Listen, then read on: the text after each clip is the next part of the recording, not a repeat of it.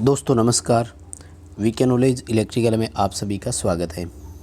दोस्तों यूट्यूब की community tab में मैंने कुछ क्वेश्चंस आपसे वोट पोल करवाए थे। काफ़ी अच्छा रिस्पॉन्स रहा। आपने अपने आंसर वहां पर टेस्ट किए थे। देख लीजिए उनका सही उत्तर क्या है और आपके कितने सही हुए। क्या सभी आप सही कर पाए थे या एक या दो आपके गलत हो गए? गलत हुए तो उनका सही उत्तर क्या है? चलिए दोस्तों बात करेंगे क्वेश्चंस पर। दोस्तों एक चीज़ से मैं आपसे और निवेदन करूंगा कि जब भी आप क्वेश्चन वोट पोल करें तो सभी क्वेश्चंस पर वोट पोल करें। ऐसा ना हो कि किसी क्वेश्चन पर आप वोट पोल कर रहे हैं और किसी पर नहीं। जैसे कि मैं आपको बताऊं, इस क्वेश्चन में देखिए 3400 कैंडिडेट ने वोट पोल किए हैं। वहीं यदि दूसरे क्वेश्चन की मैं बात करूँ तो इस पर देखिए मात्र 218 स्टूडेंट ही वोट पोल किए। या तो ये क्वेश्चन टफ था या फिर ये क्वेश्चन आपके सामने नहीं आया। इसमें देखिए 192 वोट पोल ही आप कर पाए। ध्यान रखें, जब भी मैं क्वेश्चन वोट पोल करवाता हूं तो एक साथ कम से कम 8 से 10 क्वेश्चन वोट पोल करवाता हूं। इसलिए अगर एक क्वेश्चन भी आपके सामने आता है तो आप चैनल की कम्युनिटी टैब में जाकर के सभी क्वेश्चन को देखें और वोट पोल ज़रूर करें। चलिए दोस्तों आगे बढ़ेंगे। आगे बढ़ने से पहले आपसे एक बार फिर निवेदन करूँगा कि इस वीडियो को आप लाइक ज़रूर करें। हमारे चैनल पर नए हो तो चैनल को सब्सक्राइब ज़रूर करें। अपने दोस्तों को भी इस वीडियो को शेयर करें, क्योंकि इस वीडियो में जो 8 से 10 क्वेश्चन है वो काफ़ी इम्पोर्टेंट है और मैं एक एक पर डिटेल से चर्चा आपके साथ करने वाला हूँ। चलिए दोस्तों शुरू करते हैं। सवाल नंबर 1 है कि किस लॉजिक गेट का आउटपुट जोड़ का विपरीत होता है? जोड़ का विपरीत मतलब a प्लस बी की बार होता है, ऐसा पूछा हमने। a प्लस बी किसका है उसके आगे नोट लगा देंगे हम। ठीक है दोस्तों, तो हम सब जानते हैं a प्लस बी जो है वो और गेट का होता है। इसका मतलब अभी हमसे a प्लस बी की बार का मतलब पूछा जा रहा है। इसका मतलब वो है नोट और नोट और को हम लोग क्या बोलते हैं? नोर गेट बोलते हैं दोस्तों। तो ऐसा आंसर नोर गेट के लिए आएगा। अच्छी बात यह है कि 3400 कैंडिडेट ने यहाँ पर अपने उत्तर किए। उनमें से 74% स्टूडेंट बिल्कुल सही उत्तर कर पाए यहाँ पर, तो अच्छी बात है। हालांकि 26% स्टूडेंट तो फिर फेल हो गए। और इस तरह के इजी क्वेश्चन में अगर आप पिछड़ जाते हैं दोस्तों तो फिर आपकी रिकवरी बहुत मुश्किल हो जाती है। कंपटीशन एग्ज़ाम में एक एक क्वेश्चन का इम्पोर्टेंस होता है और इतने इजी क्वेश्चन अगर आप भूल जाते हैं तो आपके लिए समस्या हो जाती है। नोट गेट को इन्वर्टर गेट बोलते हैं, व्यू उत्पन्न गेट बोलते हैं। इसका आउटपुट ए बार होता है अगर इनपुट ए है तो। नेंड गेट जो है इसको दोस्तों गुणा का विपरीत कहा जाता है, यानी जो मल्टीप्लाई करते हैं ए एंड बी वो एंड गेट का होता है। और इसकी ए एंड बी की बार जो होती है वो नेंड गेट की होती है। और जो है इसका आउटपुट ए प्लस बी होता है। लगभग 6 गेट है दोस्तों। सभी 6 गेट की आप आउटपुट याद रखें। 3 बेसिक गेट है, 2 यूनिवर्सल गेट है और 2 एक्सक्लूसिव गेट है। इन पर डिटेल से थ्योरी की क्लास हमने दिया हुआ है। डिजिटल इलेक्ट्रॉनिक्स नाम की प्लेलिस्ट में जाकर के आप इन सभी क्लासेज को देख सकते हैं। चलिए दोस्तों अगले सवाल की तरफ बढ़ेंगे। और इस सवाल से पहले मैं आपसे निवेदन करूंगा कि डिस्क्रिप्शन में आपको लिंक दिया हुआ है, वहां से हमारा ऐप डाउनलोड ज़रूर करें। और किसी भी कंपटीशन एग्ज़ाम की आप तैयारी कर रहे हैं तो उसके लिए हमारा वीडियो कोर्स अवेलेबल है, आप उसे ले सकते हैं। चलिए दोस्तों सेकंड सवाल है कि शॉटकी डायोड में कितने पीएन जंक्शन होते हैं? दोस्तों शॉटकी डायोड एक प्रकार का मेटल डायोड की श्रेणी में आता है, मेटल रेक्टिफायर की श्रेणी में आता है। ध्यान रखें, इसकी कंस्ट्रक्शन ऐसी होती है कि एक तरफ इसमें मेटल होता है, यानी कोई ना कोई धातु होती है, और दूसरी तरफ इसमें एन प्रकार का मटेरियल होता है हमेशा। यानी एक तरफ मेटल होता है और दूसरी तरफ एन प्रकार का मेटल होता है, यानी पी होल जो है वो इसमें होते ही नहीं है। तो ये मेटल रेक्टिफायर का प्रकार है, हाई करंट फ्लो करवा सकता है। तो पी और एन दोनों होते ही नहीं है तो कौन सा मिलान इसमें होगा? तो इसमें कोई जंक्शन नहीं होते हैं, 0 जंक्शन होता है। बड़ी बात यह है कि 3800 स्टूडेंट ने यहाँ पर अपना उत्तर देने का प्रयास किया है दोस्तों, क्वेश्चन किया है, लेकिन केवल मात्र 13% कैंडिडेट ऐसे हैं जिनका उत्तर सही हुआ। यानी हम कह सकते हैं कि 87% कैंडिडेट जो है यहाँ पर फेल हो गए दोस्तों।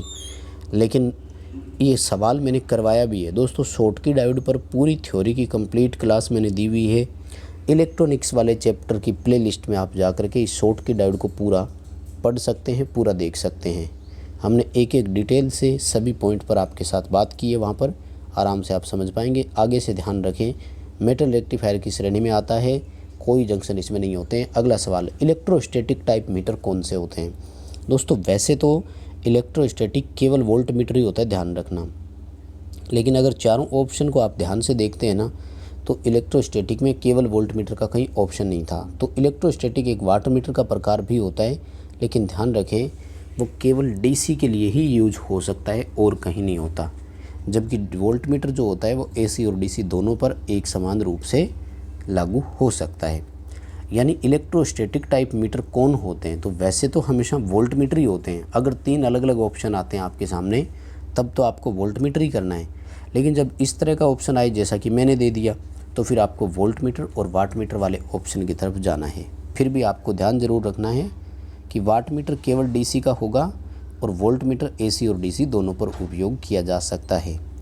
अच्छी बात यह है कि यहाँ पर 2900 वोट पोल हुए, यानी लगभग 2900 कैंडिडेट ने इस टेस्ट में भाग लिया एक तरह से, और 68% इसको सही भी किया।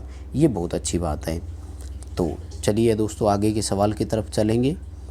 नेक्स्ट हमारा सवाल है कि एक लैंप के द्वारा औसत कैंडल पावर जो होती है वो उत्सर्जित प्रकाश किसके बराबर होता है? तो दोस्तों 1 कैंडल पावर जो होती है वो 4 पाई के बराबर होती है, ध्यान रखना। एक कैंडल पावर औसतन जो होती है यानी 12.56 ल्यूमन के बराबर होती है। बहुत अच्छी बात है कि 2000 स्टूडेंट ने यहाँ पर भाग लिया और 84% सही कर पाए। देखिए जो 16% गलत कर रहे हैं उनका हो सकता है सवाल समझने में फ़र्क रह गया हो, नहीं तो ये सवाल आपका गलत होना नहीं चाहिए था। याद रखें 4 पाई और पाई का मान रख करके अगर आप देख देते हैं तो लगभग 12.56 उत्तर आता है। तो 12.56 ल्यूमन आप आंसर दे सकते हैं, ये भी ध्यान रखें। यानी हमसे पूछा जा सकता है कि एक लैंप की औसत शक्ति 5 कैंडल पावर है, तो ल्यूमन में मान इसका बताइए कितना है। तो इसको 4 पाई से मल्टीप्लाई कर दो, उत्तर आ जाएगा। यानी 20 पाई या फिर 12.56 इंटू 5 कर देना, आंसर आ जाएगा। आ सकता है दोस्तों दिल्ली मेट्रो के 2018 में जब पेपर हुआ मेंटेनर इलेक्ट्रीशियन का, तो ये सवाल वहाँ पर पूछा गया था, स्पष्ट था पूरा। चलिए दोस्तों अगले सवाल की तरफ चलेंगे। नेक्स्ट सवाल पूछा कि फ्लोरेसेंट लैंप में जिंक सिलिकेट की कोटिंग है, इसके प्रकाश का रंग कैसा होगा? देखो यहाँ से एक सवाल तो ये समझने को मिल गया कि फ्लोरेसेंट लैंप में प्रकाश का रंग किस बात पर निर्भर करता है। ये भी पेपर में सवाल आ चुका है। एक फ्लोरेसेंट लैंप में प्रकाश का रंग किस पर निर्भर करता है? तो प्रकाश का रंग निर्भर करता है ट्यूब में की गई कोटिंग पर, और जो मटेरियल जिसकी कोटिंग करते हैं उसको फ्लोरेसेंट मटेरियल कहा जाता है। दोस्तों ये अलग अलग होते हैं, आपको सभी का याद रखना है। 1000 स्टूडेंट ने इस पर वोट पोल किया और अच्छी बात है कि 81% बिल्कुल सही भी कर गए। हरा रंग मिलता है बिल्कुल, जो आपका जिंक सिलिकेट है वो ग्रीन कलर का प्रकाश देता है। अगर इसके प्रकाश की मात्रा की भी मैं बात करूं तो लगभग 5000 एंगस्ट्रॉम, ठीक है। वैसे पूरा याद रखो तो 5050 एंगस्ट्रॉम होता है।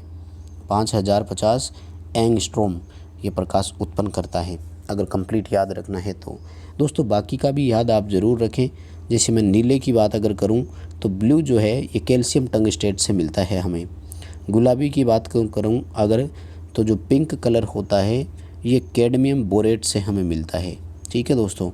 और अकेले लाल रंग का प्रकाश तो किसी से भी नहीं मिलता, ध्यान रखें। तो ये जितने भी है इसकी पूरी टेबल आप याद रखें दोस्तों, बहुत कुछ सीखने को मिलेगा। अगला हमारा सवाल, दोस्तों ये सवाल तो बहुत ही अच्छा है लेकिन गलत पता नहीं आपसे कैसे हो गया। 530 मात्र इस पर लड़कों ने वोट पोल किया, या तो सवाल सामने नहीं आया या सवाल ही आपको थोड़ा सा टफ लगा होगा। ये सवाल बहुत अलग है, ध्यान रखना दोस्तों। ये ACSR तार पर है, किसी केबल पर अंकित नहीं है। केबल पर और ACSR दोनों पर जब अंकित होता है तो दोनों में बहुत फ़र्क होता है, इन चीज़ों को याद रखा करो। तो सवाल क्या था? एक ACSR तार एल्यूमिनियम कंडक्टर स्टील रेनफोर्स्ड तार है जिस पर 22/7 अंकित है, तो इसमें क्या क्या होगा? दोस्तों ध्यान रखें ACSR तार में जब भी आता है ना, तो इसमें जो पहले वाली संख्या होती है वो तो ये बताती है कि ऊपर जो एल्यूमिनियम के तार है वो कितने हैं, और बीच में स्टील के जो स्ट्रैंडेड वायर होते हैं ना, जो मजबूती प्रदान करने का काम करता है। यानी बाहर वाले जो होते हैं वो तो एक कोर की तरह होते हैं जिनमें धारा प्रवाहित होती है, और बीच में जो स्टील वाले होते हैं ये उनको मैकेनिकल स्ट्रेंथ यांत्रिक मजबूती देने के लिए होते हैं और 22 एल्यूमिनियम के और 7 स्टील के तार है इसमें। इस क्वेश्चन का आंसर मात्र 14% स्टूडेंट सही कर पाए, यानी लगभग 86% स्टूडेंट यहाँ मार्क खा गए। 78% ने तो देखो ये कर दिया जो केबिल वाला होता है। ये तब करना होता है जब किसी केबिल पर रेटिंग आपको इस तरह की दी गई हो, यानी अगर सवाल ये होता ना कि एक केबिल पर 22/7 अंकित है तो फिर हम समझ सकते थे कि 22 SWG के 7 तार उसमें है। तो ये ध्यान रखना, ACSR तार के बारे में फ्यूचर में कभी भी सवाल सामने आए तो ये करना है, ध्यान रखें। चलिए दोस्तों अगले सवाल की तरफ चलेंगे। तो ये था कि किसको हीट रन टेस्ट भी बोलते हैं। तो ये दोस्तों बैक टू बैक टेस्ट के 4 नाम है, याद रखा करो। DC मोटर में बैक टू बैक टेस्ट भी बोल सकते हैं इसको, इसी को हॉपकिंसन टेस्ट बोला जाता है, इसी को रीजनरेटिव टेस्ट बोला जाता है और इसी को हीट रन टेस्ट के नाम से भी जानते हैं। 33% स्टूडेंट इसको सही कर पाए। 218 में 33%, यानी आप क्या मानेंगे कि लगभग 66 स्टूडेंट ऐसे थे जिनका उत्तर सही हुआ है बस। चलिए अगले सवाल की ओर चलेंगे। तो वो था DC मोटर का विद्युतीय अभिलक्षण किन के बीच होता है। 2 तरह के होते हैं, एक यांत्रिक होता है और दूसरा वैद्युतिक होता है। वैद्युतिक का मतलब होता है कि जब हमने आर्मेचर को धारा दी तो कितना टॉर्क उसमें उत्पन्न हुआ। ठीक है दोस्तों, ये आएगा आपका टॉर्क वर्सेज आर्मेचर वाला आएगा, ठीक है।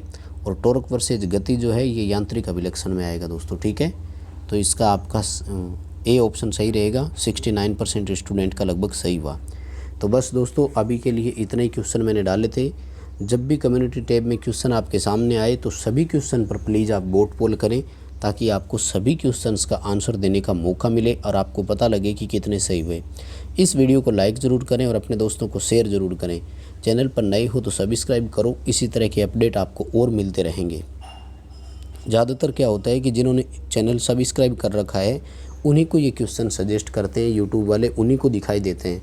इसलिए आप चैनल को सब्सक्राइब ज़रूर करें ताकि सारे क्वेश्चन आप भी अटेंड कर पाओ। हमारा ऐप डाउनलोड ज़रूर कर लेना, डिस्क्रिप्शन में लिंक है।